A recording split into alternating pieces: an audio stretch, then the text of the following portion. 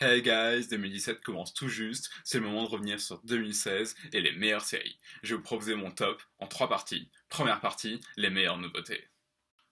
Numéro 10, Vice Principal. Alors, la nouvelle comédie que HBO a sortie cet été, avec Danny McBride et Jodie Hill devant et derrière la caméra. Forcément, ça n'annonce que du bon. Franchement, c'est énormissime, vraiment époustouflant. Des situations souvent très fortes émotionnellement et pourtant hilarantes et très drôles. C'est vraiment une tragédie qui est abordée comme une comédie. Franchement, si vous voulez un humour qui est sérieux, qui est subtil et qui pourtant peut partir dans le grotesque, c'est pour vous. C'est vraiment très très bon. Number 9, The Crown. La nouvelle série de Netflix Grande-Bretagne.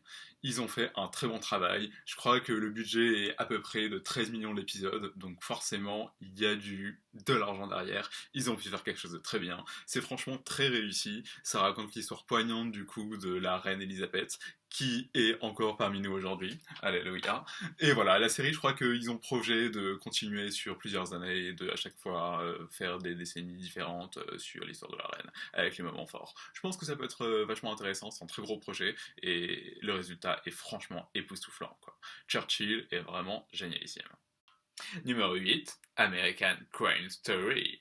Quand Ryan Murphy, du coup, le père de American Horror Story et de Scream Queens, s'attaque à O.J. Simpson et au procès qui a galvanisé l'Amérique. La retranscription est géniale. Des acteurs époustouflants, plusieurs Emmy Awards, genre très très bon. Regardez, vachement instructif. Number 7, Preacher. Alors, normal, tu te retrouves au Texas, tu retournes dans ta ville natale en mode prêtre, puis une entité venue de l'espace, genre te rentre dans le cœur, puis après t'as la capacité de contrôler les personnes par la voix, puis ton meilleur ami c'est un vampire, et ton ex-petite amie est une tueuse à gages. En gros, regardez, vraiment, ça suffit, pas besoin de dire grand-chose d'autre. Allez-y. Numéro 6, The Expanse. Sci-Fi a tapé un gros coup là en retournant à la pure et dure sci-fi et en adaptant du coup un livre, enfin le premier livre du coup d'une saga littéraire qui est franchement très très bonne. Du coup, ils ont réussi à faire une très bonne adaptation, quelque chose d'assez juste.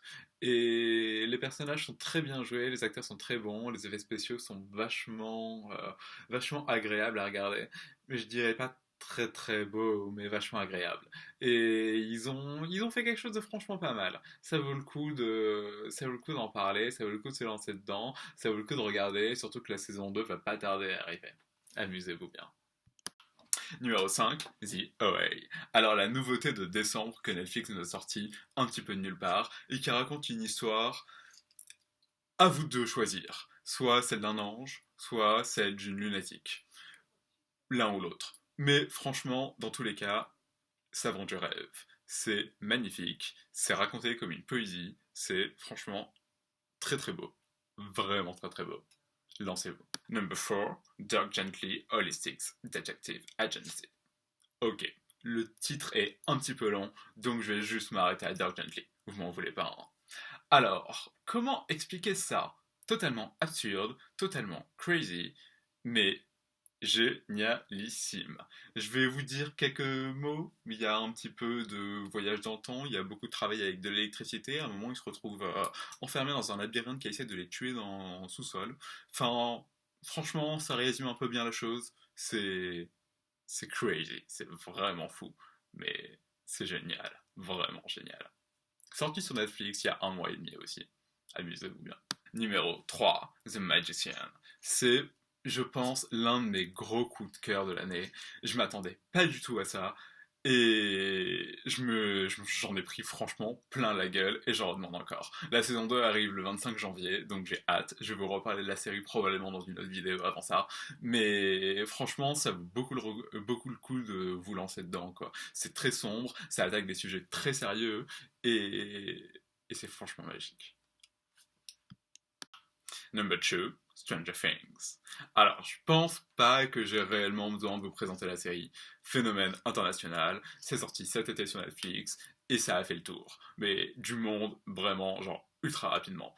Donc, franchement, c'est juste la quintessence des films de sci-fi des années 80, mélangés dans une série fantastique ou un film de 8 heures, comme vous l'entendez. C'est parfait.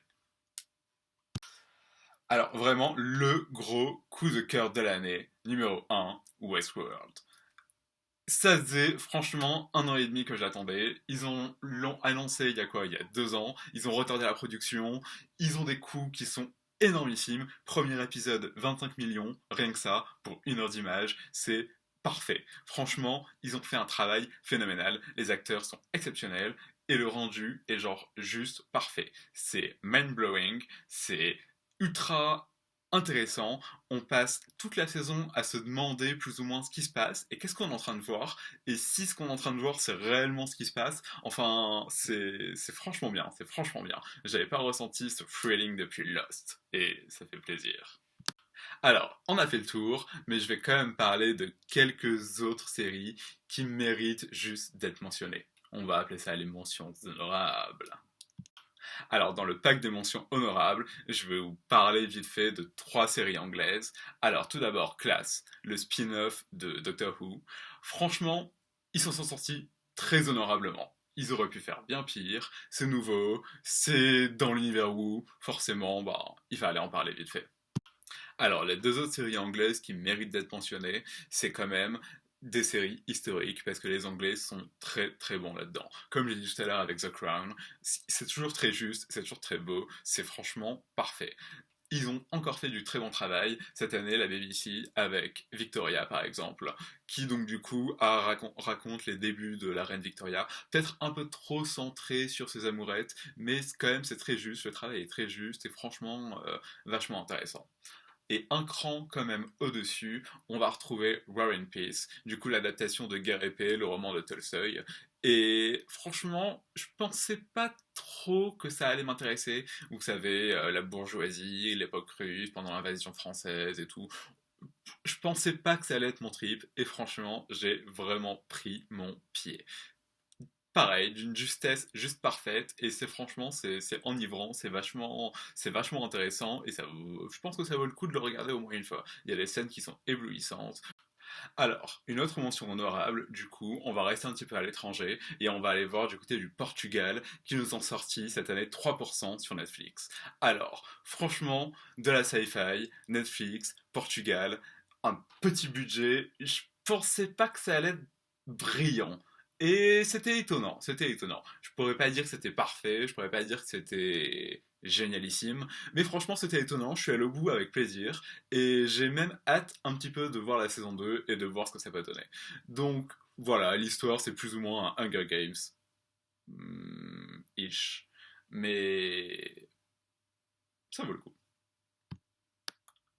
Et enfin, on va plonger du côté de l'horreur avec cette année Sci-Fi qui nous a proposé Channel Zero Candle Cove. Donc Candle Cove, c'est une creepypasta, une histoire horrifique qui fait plus ou moins le buzz sur le net. Et voilà, ils ont décidé d'en faire une série. Le résultat est franchement intéressant. C'est loin d'être parfait, mais c'est franchement intéressant. On rentre dedans et c'est pas mal. Et voilà, partie 1 de mon top des meilleures séries de 2016, les meilleures nouveautés. Vous savez tout, vous êtes d'accord, vous n'êtes pas d'accord, n'hésitez pas à commenter, j'en ai oublié, peut-être pas. Commentez, dites-moi ce que vous en pensez. Et à bientôt pour la partie 2 avec les meilleures comédies de 2016. Matt out.